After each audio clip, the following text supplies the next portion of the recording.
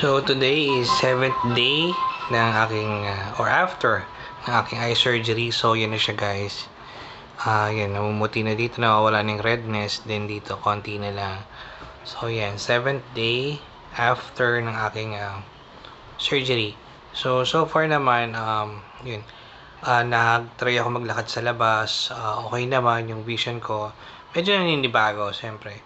So yun, pag dito naman sa bahay, yun, okay naman ako. And then lagi ko siyang suot ito pag naglalakad ako, para at least yung alikabok hindi pumasok sa mata, since hindi pa naman siya totally magaling. So yun, guys, 7th day ng aking after ng aking surgery. So yun siya, guys. Yan, praying for fast recovery and mag-heal na yung mga redness na yan. So yun, guys.